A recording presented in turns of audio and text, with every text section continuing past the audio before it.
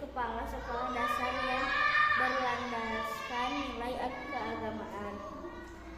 Kepala sekolah dasar merupakan sosok sentral dalam dunia besar dalam menentukan arah dan masa depan sekolah. Ia bukan hanya memimpin yang mengatur administrasi, menyusuni program, atau memastikan kegiatan berjalan sesuai aturan, tetapi juga menjadi jiwa dan wajah dari sebuah lembaga.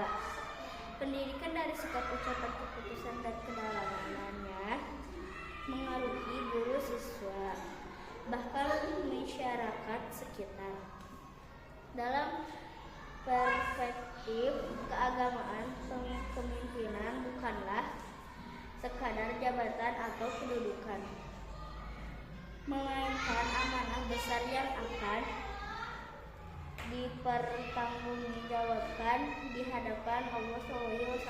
Seorang kepala sekolah pada hakikatnya sedang memimpin proses pembentukan generasi bangsa. Ia bukan hanya mengolah bangunan sekolah, tetapi dengan membangun sekolah tetapi sedang membangun manusia. Ia bukan menyusun program pendidikan, tetapi sedang menanamkan nilai-nilai kehidupan yang akan dikenang dan diwariskan